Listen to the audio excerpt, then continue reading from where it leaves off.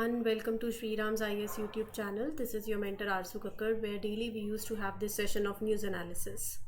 आज के सेशन में जो हमें कवर करना है, there is a list in front of you और उसमें से एक इम्पॉर्टेंट आर्टिकल है that is regarding the internet ban in Manipur. Manipur में जो हुआ और जो पीछे जो मणिपुर में सिचुएशन रही है काफ़ी महीनों से, हमने उसको जब एडिटोरियल्स आए थे तो डिस्कस किया था. That was regarding Meitei community, they were demanding reservation, right. तो उन सब चीज़ों के बाद अब जो करंट सिनेरियो है वो क्या है, और यहाँ पर हमने पहले भी आर्टिकल्स कवर किए हुए हैं जिसमें हमने डिस्कस किया है कि इंटरनेट शटडाउन लगा देना, चाहे वो जम्मू एंड कश्मीर की बात हो, चाहे वो मणिपुर की बात हो, या फिर कोई और मतलब ऐसे केस स्टडीज़ हो जाती हैं, तो आपके इंटरव्यू के लिए भी इम्पॉर्टेंट है. और ये आर्टिकल देखेंगे और इस आर्टिकल के साथ साथ रूल दो हैं जो इम्पॉर्टेंट है, जो जैसे मतलब अब आर्टिकल में हम बढ़ेंगे आगे, आपको चीज़ें क्लियर होती जाएंगी. तो कहने का मतलब ये है कि सिर्फ इस आर्टिकल पे हमें इसके अलावा, इसके बियॉन्ड एक 360 डिग्री अप्रोच के साथ काफ़ी और चीज़ें भी कवर करनी रहेंगी ताकि आपका ये जो टॉपिक है वो कंप्लीट हो जाए. तो हम इसको कवर करेंगे. फिर उसके बाद ऊपर आपको कुछ आर्टिकल्स दिख रहे होंगे हीट इंडेक्स के बारे में, रंजीत सागर डैम के बारे में, स्टील स्लैग, रोड टेक्नोलॉजी, और फिर उसके बाद एक comprehensive and progressive agreement for trans Pacific partnership. तो जैसे जैसे हम आगे बढ़ेंगे वैसे वैसे आपको चीज़ें क्लियर होती जाएंगी. चीज़ें बहुत ज़्यादा इंपॉर्टेंट है, तो यू हैव टू पे कंसर्न.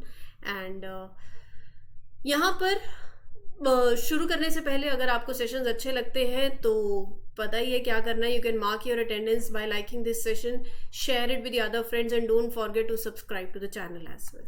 ठीक है. Now, without taking any time, I think let's simply start the session and have a look over the first article. There it goes. An internet ban will not restore peace in Manipur. अब हाल फिलहाल जो मणिपुर में हुआ, that was basically हम बोल सकते हैं कि see, there was a video of sexual violence by a group of people that went viral on social media and it then later caught the national's attention. अब यहाँ पर गवर्नमेंट ने decide किया to have this shut down in the internet in Manipur, complete shut down. तो writer का ये कहना है, या आपका भी एक ये सवाल होना चाहिए कि क्या इंटरनेट शट डाउन होना चीज़ों को सॉल्व करता है, किस एक्सटेंट तक करता है. देखो, एक अप्रोच ऐसी होती है कि इंटरनेट शटडाउन होने से कुछ हल नहीं निकलने वाला, और एक होती है कि इंटरनेट शटडाउन बहुत ही ज़्यादा ज़रूरी है, ये करना तो बहुत ज़्यादा ज़रूरी है. तो आपको दोनों में ना इधर जाना है ना इधर जाना है, एक बैलेंस्ड आंसर रखना है. यही एक यूपीएससी एस्पिरेंट की पहचान है. डिप्लोमेसी जब हम बात करते हैं इंटरनेशनल रिलेशंस में, तो वही एक आंसर में भी होना चाहिए. एक्सट्रीम व्यूज से बचना है और अपने आंसर को और अपनी थॉट प्रोसेस को एक मिडवे जो होता है, मिड पाथ, या एक बैलेंस्ड अप्रोच जो ना इधर हो ना इधर हो, बीच का रास्ता जो होता है वो लेना है. किसी भी विचार के साथ एक्सट्रीम थॉट्स के साथ नहीं चले जाना. ठीक है. अब यहाँ पर रही बात मणिपुर की. सो देखो, इंटरनेट बैन मणिपुर में होना, ये जो पूरा आर्टिकल है ना, इसके अंदर एक चीज है. वो क्या है? वो है ये Anuradha Bhasin versus Union of India का केस, जहां पर सुप्रीम कोर्ट ने अपने जजमेंट में कुछ गाइडलाइंस दी थी रिगार्डिंग इंटरनेट शटडाउन. तो हमें यहां से ये निकालना है और इसको मैं आपके साथ कंप्लीटली डिस्कस करूंगी ताकि आपके एग्जाम में आप इन चीज़ों को कोट कर पाओ. रही बात इस आर्टिकल की, तो ये आर्टिकल में यही मेंशन है कि कोई क्लियर एविडेंस नहीं है कि अगर मैं इंटरनेट शटडाउन हम लगाते हैं तो वो ऐसे वायलेंस को प्रिवेंट करेगा और पॉजिटिव रिजल्ट देगा. लेकिन ऑब्वियसली सिचुएशन को अंडर कंट्रोल भी लाना है, तो क्या कंप्लीट शटडाउन लगा देना चाहिए? मैं आपके साथ फंडामेंटल राइट्स की भी बात करूंगी. तो ओवरऑल वैसे देखो, जो सिचुएशन है, सिक्योरिटी कंसर्न्स भी हैं, सब कुछ है. आर्टिकल 19 की बात करेंगे तो situation is concerning because of the violence and internet shutdown जो है, राइटर का ये कहना है कि यहाँ पर it is making hard for people to communicate, to access the information. और साथ ही साथ यहाँ पर राइटर एक बात करते हैं कि देखो, इंटरनेट शटडाउन सिक्योरिटी मेजर के पर्पज से जो गवर्नमेंट ने लगाया है, ये गवर्नमेंट का यहाँ पर कहना है।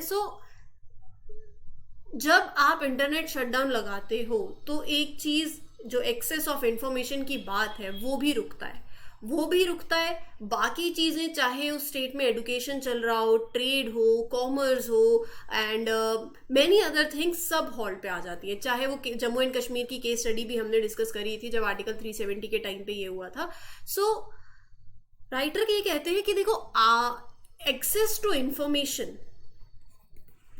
इंफॉर्मेशन का एक्सेस ये बहुत ज्यादा, मतलब it is crucial because it helps to hold the government accountable for their actions. तो अकाउंटेबिलिटी की भी बात आ जाती है यहाँ पर, इवन गवर्नमेंट नीड्स दैट। एक जजमेंट थी सुप्रीम कोर्ट की, that was this Anuradha Bhasin versus Union of India. अब इस जजमेंट के अंदर सुप्रीम कोर्ट ने कुछ गाइडलाइंस दी थी रिगार्डिंग इंटरनेट बैन।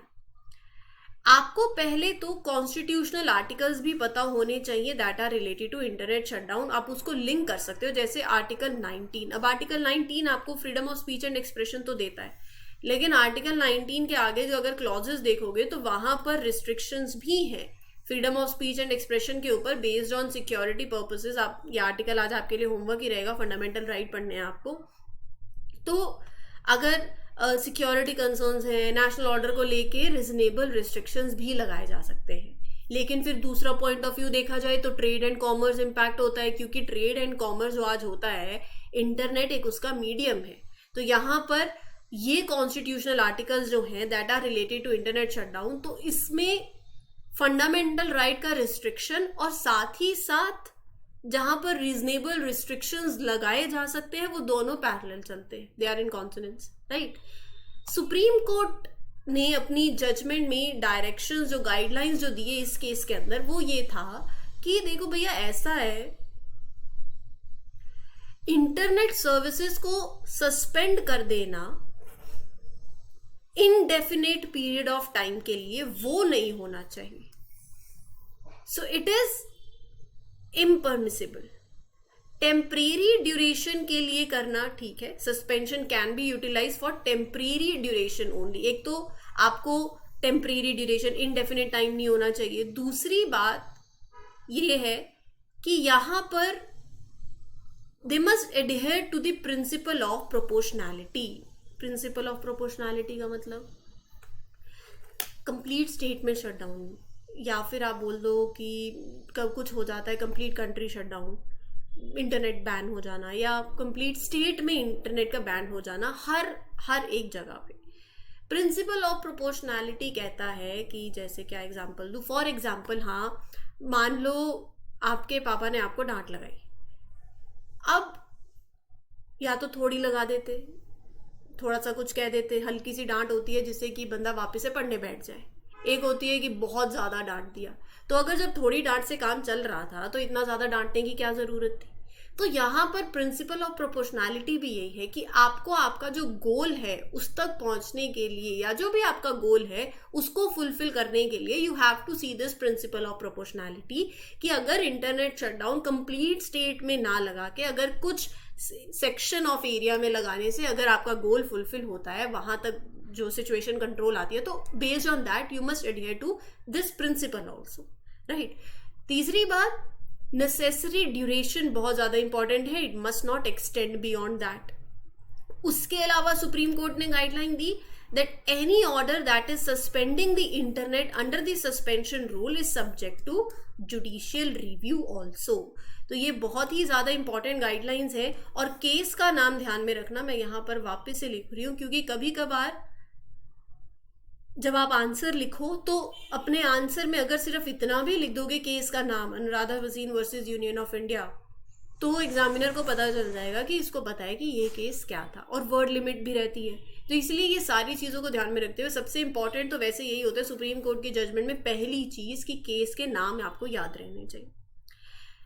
अब क्योंकि मैं ये चाहती हूँ कि ये आर्टिकल जो है यहीं पर हम कंप्लीट कर ले, मणिपुर के केस में जितना भी आपके एग्जाम के लिए बाकी सारी चीज़ें भी इंपॉर्टेंट है, एक साथ सब कवर हो जाए, तो हम न्यूज़ में चल रहे हैं दो रूल्स, रूल 267 और एक रूल है 176। ये क्या रूल है? राज्यसभा के अंदर जो बात हो रखी है अभी, तो उसको भी कवर कर लेते हैं साथ में, इन पैरेलल हो जाएगा तो फिर दिक्कत नहीं होगी क्योंकि यही आर्टिकल चल रहा है। हालांकि ये एडिटोरियल में मेंशन नहीं है लेकिन ये इंपॉर्टेंट भी है और न्यूज़ में रहा है काफ़ी, तो हम इसको यहीं पर ही कवर कर लेते हैं। अब रूल 267 क्या है और एक रूल 176। मणिपुर के केस में जो ऑपोजिशन है, they wanted to talk about this issue during one of the sessions and they use this rule, that is rule 267, to demand कि बाकी जो भी बिजनेस एक्टिविटीज या मतलब all other business of the day it should be stopped so that they could focus on discussing the Manipur issue. मैं आपको पूरा इसका सिग्निफिकेंस भी बताती हूँ, सो जैसे जैसे आगे बढ़ेंगे आपको पिक्चर और क्लियर होती जाएगी। गवर्नमेंट जो है that is in power, they hasn't accepted any of this opposition request and they wanted कि रूल 176 के अंदर शॉर्ट ड्यूरेशन डिस्कशन होती है, इसमें लेकर आते हैं। अब इन दोनों में डिफरेंस क्या है देखो, रूल 267 क्या है,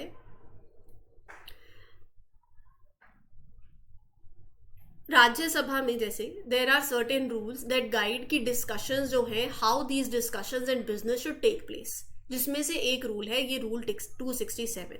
इस रूल के अंदर जो राज्यसभा के मेंबर हैं वो रिक्वेस्ट कर सकते हैं to suspend a particular rule temporarily, मतलब वो कह सकते हैं टू सेट असाइड जो नॉर्मल प्रोसीजर चल रहा है उसको you set aside for discussing the important issue facing the country. अब फॉर एग्जाम्पल कोई क्रूशियल मैटर है जो कि बहुत ही ज़्यादा अर्जेंट है, जिस पे अटेंशन की रिक्वायरमेंट है, मेंबर होंगे जो एमपी वो एक नोटिस देंगे, रिटन नोटिस। पहली बात तो रिटन नोटिस देंगे, दूसरी बात किसको देंगे, चेयरमैन को देंगे राज्यसभा के, ठीक है। So they would ask to stop all the other discussions जो कि प्लान हुई है फॉर दैट डे और फोकस करना है इसी इंपॉर्टेंट इशू पे। फिर चेयरमैन डिसाइड करेंगे whether to allow this suspension of the rule और नॉट, लेकिन final decision is taken by the rest of the members also in the Rajya Sabha, they vote to determine if the rule should be suspended और not. तो ये rule का significance ये है कि यहाँ पर जब ये रूल यूज होता है तो बाकी जितनी भी डिस्कशंस और एक्टिविटीज है पार्लियामेंट के अंदर वो they are put on hold and this makes the discussion under this rule 267 getting a lot of attention. और इस डिस्कशन के ड्यूरेशन के अंदर government is required to respond to this important issue that is being raised, right. तो that is rule 267। अब यहाँ पर बात ये है कि जो चेयरमैन है राज्यसभा के, मतलब ऑपोजिशन का यही कहना है कि जो उनके नोटिस हैं to this rule they are not being accepted. जैसे राज्यसभा के चेयरमैन ने रिजेक्ट किए थे पहले 8 such notice within just 2 days winter session के टाइम पे, और वो नोटिस थे regarding border issue with China, rising prices of essential items. So those need to notices were also important matters but they were not taken. तो government अब rule 176 के अंदर क्या आता है, रूल 176 के अंदर गवर्नमेंट चाहती है short duration discussion under rule 176। Simple terms में बात यह है कि यहाँ पर क्या होता है, जो एमपी हैं जो डिस्कस करना चाहते हैं इस अर्जेंट इशू को, वो नोटिस देंगे वापस से, सेम प्रोसीजर वही है, नोटिस रिटन नोटिस देंगे चेयरमैन को नोटिस दिया और उन्होंने टॉपिक का नाम मेंशन कर दिया, मतलब दे मेंशन द टॉपिक जो पार्लियामेंट में डिस्कस होना है, अर्जेंट, मतलब it is very essential to talk about it urgently. अब यहाँ होता क्या है, एक बिजनेस एडवाइजरी कमेटी है, राइट। वो क्या करती है, वो प्लान करती है the schedule for the parliament और डिसाइड करती है how much time will be given for the discussion. तो ये बात है यहाँ पे जो डिफरेंस है इस कमेटी का आना। चेयरमैन फिर डिसाइड करते हैं कि क्या ये टॉपिक सुटेबल है फॉर शॉर्ट ड्यूरेशन डिस्कशन, फिर उसके कंसिडरेशन के बाद एमपी को इन्फॉर्मेशन दी जाती है जिन्होंने नोटिस डाला था एंड डिस्कशन होती है। द एमपी जिन्होंने डिस्कशन को, मतलब जिस इशू को रेज किया वो इसको डिस्कस करेंगे, फिर बाकी एमपीज ज्वाइन कर सकते हैं डिस्कशन में। फाइनली जो मिनिस्टर रिस्पॉन्सिबल हैं for the issue they respond to the discussion and share the government's point of view. तो ये बात है। अब ओवरऑल जो मणिपुर के अंदर हो रहा है, lot of violence that is between these 2 communities, एक तरफ माइती कम्युनिटी और एक तरफ कुकी ट्राइबल पीपल।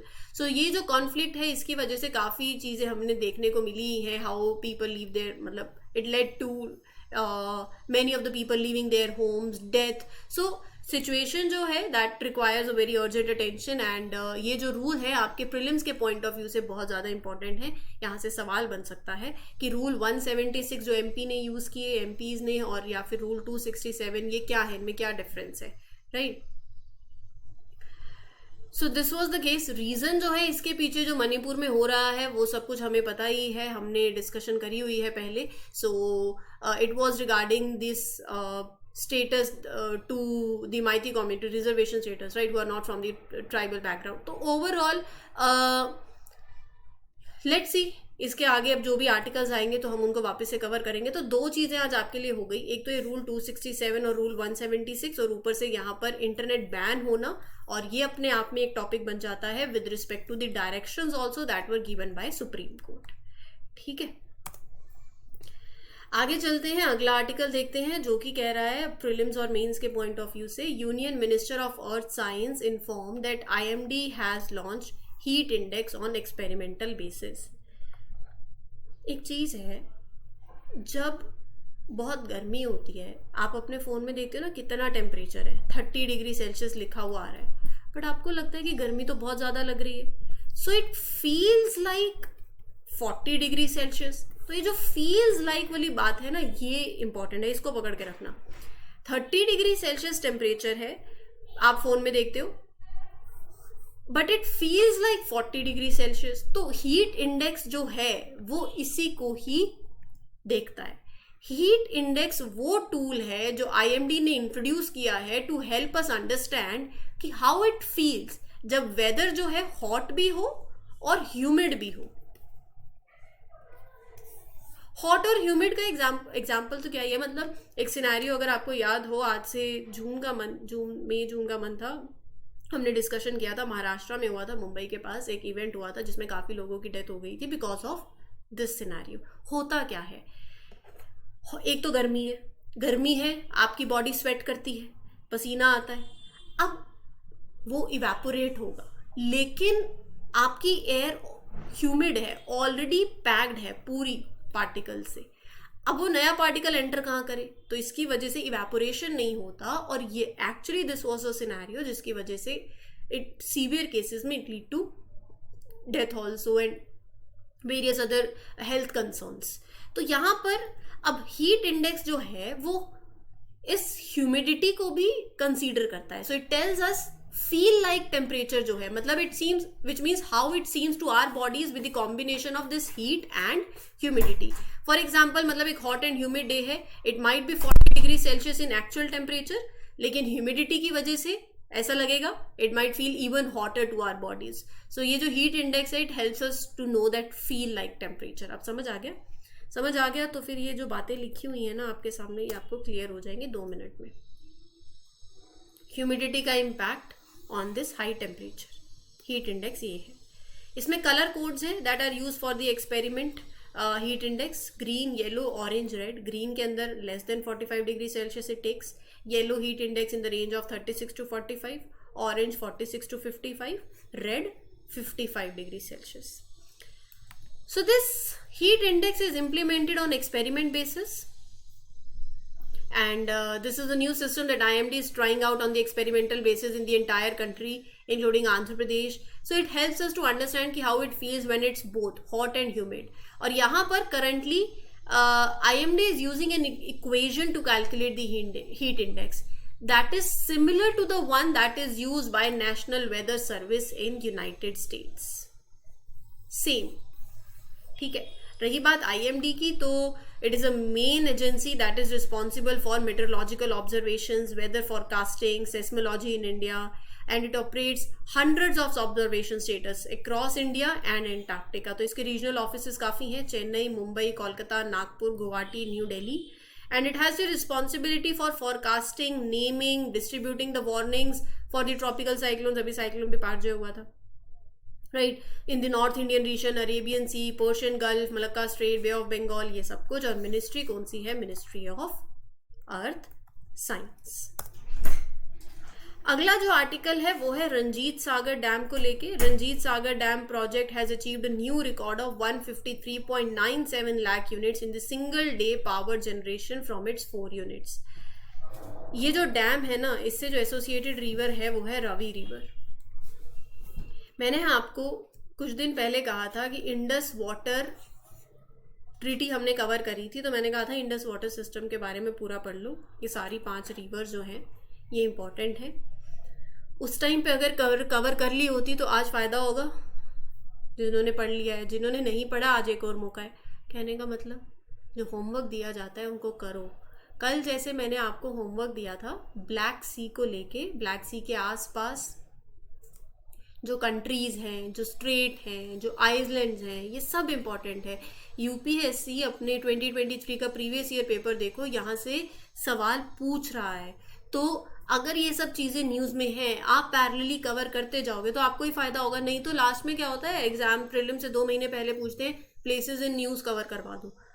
जब प्लेसेस न्यूज़ में थे तब तो कवर किए नहीं, फिर उसके बाद क्या प्लेसेस इन न्यूज़ 1 साल बाद, मतलब एज इन 7 to 8 months बाद अब आप बोलोगे सब कुछ एक साथ। जब जो चीज़ें जैसे जैसे एडवाइस करी जाती है उनको साथ साथ कवर कर लोगे तो आप ही को फ़ायदा होगा।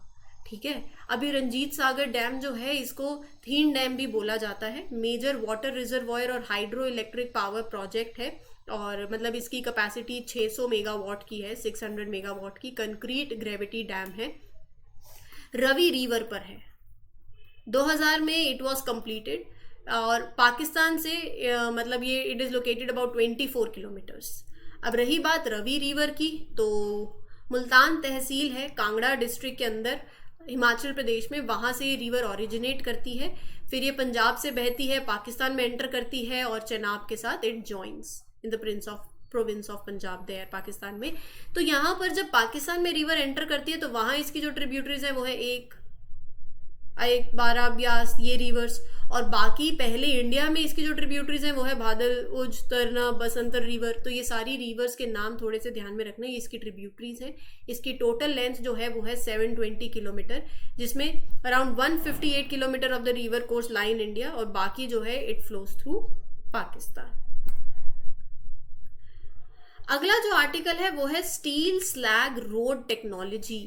तो यहाँ पर इसके सिग्निफिकेंस को हाईलाइट किया हुआ है in achieving waste to wealth mission. So let's discuss this. Steel slag क्या है?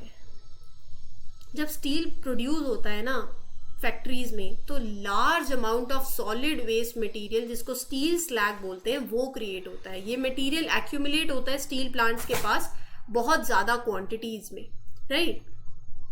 अगर मैं अमाउंट ऑफ स्टील स्लैग की बात करूं तो यहाँ पर मेंशन्ड है कि इंडिया के अंदर हर साल approximately 19 million ton of steel slag produce होता है, और 2030 तक ये इंक्रीज होकर 60 मिलियन टन हो जाएगा। मतलब हर you can say for every tonne of steel जो प्रोड्यूस हो रहा है 200 किलो स्टील स्लैग जनरेट होता है, 200 kgs।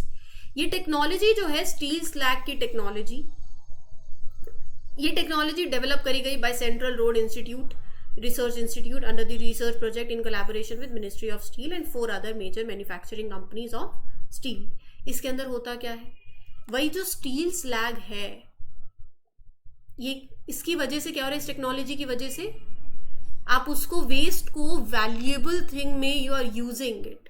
तो आप रीयूज कर रहे हो वेस्ट स्टील स्लैग को एक बहुत बड़े बिग वे के अंदर, और बहुत ज़्यादा इंपॉर्टेंट है, जिससे कि आप 19 million ton of steel slag जो जनरेट करती है कंट्री, उसको इफेक्टिवली डिस्पोज कर रहे हो।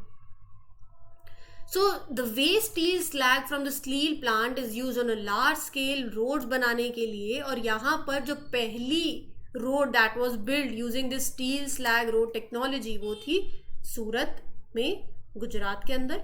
फिर अगली अरुणाचल प्रदेश में। फिर एक NH66 हाईवे है, मुंबई से गोवा को कनेक्ट करता है। ये भी national highway authority of India ने इसी टेक्नोलॉजी से कंस्ट्रक्शन हुई थी यहाँ पर। बेनिफिट यही है, वेस्ट टू वेल्थ, और ऑब्वियसली एनवायरमेंटल इम्पैक्ट भी कम होगा, क्योंकि यहाँ पर जो लैंडफिल्स हैं जहाँ वेस्ट डंप होता है सारा का सारा, जो एनवायरनमेंट को हार्म पहुंचा रहा है, तो यहाँ पर आप वो स्टील स्लैग रोड्स में यूज़ कर रहे हो, बेटर तरीके से वेस्ट मैनेजमेंट कर रहे हो, मेकिंग श्योर कि waste is put to good use. Economic advantages भी हैं, नेचुरल रिसोर्सेज को सेव कर रहे हो, जो रोड्स, जो स्टोन्स और रॉक्स कंस्ट्रक्शन के अंदर लगती थी, नेचुरल एग्रीगेट्स, उसकी जगह you are using this waste steel slag. Cost effective भी है, ड्यूरेबिलिटी भी अच्छी है। तो यहाँ पर it is durable, it can withstand like हाँ, longer lifespan, right? So it can withstand wear and tear for a long time. It requires the need for that frequent repairs, वो भी reduce हो जाती है. ओवरऑल टीम वर्क चाहिए इस technology के लिए, सब साथ में कोलैबोरेशन होता है डिफरेंट ग्रुप्स का, जैसे मैंने बताया, ताकि इस पे काम कर सके. और इनोवेशन तो ऑब्वियसली एडवांसमेंट होंगी इंफ्रास्ट्रक्चर सेक्टर के अंदर. इट इज़ अ मतलब you are trying a better way to find out a smarter way instead to build the roads and making the infrastructure more strong and sustainable. ठीक है, चलिए अगला article देख लेते हैं, जो कि बात कर रहा है comprehensive and progressive agreement for trans Pacific partnership. UK ने फॉर्मली इस ट्रीटी को साइन किया है. ये जो एग्रीमेंट है, it is to eliminate and reduce the tariff and make strong commitments to opening services and investment parks. तो basically यहाँ पर सिंपल सी बात ये है, इसका पर्पस ये है एग्रीमेंट का, जो ट्रेड होती है बिटवीन दीज कंट्रीज वो आसान हो जाएगी, क्योंकि आप बैरियर्स जो है टैक्सेस और टैरिफ जिनको आप बोलते हैं, तो we can remove them on goods to buy and sell from each other. चीज़ें और ज़्यादा अफोर्डेबल हो जाएंगी. और यहाँ पर there are rules that everyone in the group follows. These rules cover things like how businesses will compete with each other, how to protect the ideas and creations, मतलब intellectual property rights, how to support the companies from other countries, right? Geopolitically अगर देखो तो बहुत ज़्यादा significance है China के with respect to में, which is very powerful in this region. So by joining this group, countries can work together to be stronger in the face of China's influence. तो UK ने अभी join किया है, मैं map में आपको दिखा दूंगी. Member Australia, Brunei, Canada, Chile, Japan, Malaysia, Mexico, Peru, New Zealand, Singapore, Vietnam. याद करने पड़ेंगे, बिल्कुल याद करने पड़ेंगे. ये मैप है. पहले इसका नाम था TPP, तब US भी था, राइट? Trans Pacific partnership. फिर US चला गया तो वो बच गया TPP 11 सिग्नेटरीज हो गई ये सारी. ठीक है, तो ये आपको ध्यान में रखना. TPP 11 फिर फाइनली मतलब it led to the formation of this CPTPP. पूछा जाए इंडिया मेंबर है तो कह देना इंडिया मेंबर नहीं है. क्यों नहीं है? क्योंकि देखो, India did not join it क्योंकि places greater environmental standards on its partners. और दूसरा ये जो है, it includes detailed qualifications on the standards for investment protection. provisions are there to protect the states' right to regulate. तो overall detail transparency requirements हैं. India did not join. And रही बात एक और पॉइंट की, तो जितनी भी कंट्रीज हैं they are the member of Asia Pacific economic cooperation. तो ये अगर पूछा जाए तो ये भी बता देना. ठीक है, ये था आज का सेशन. उम्मीद करती हूँ आपको अच्छा लगा हो. और ऐसे और वीडियोस देखने के लिए all you need to do is subscribe to this channel, share these videos with other friends and don't forget to mark your attendance by liking this session. Comment section में भी बता सकते हो सेशंस कैसे लग रहे हैं. This is your mentor Aarzoo Kakkar signing off for today. Will meet you on Monday with other articles. Till then take care everyone. Good luck, good wishes, happy learning, all the best. Thank you.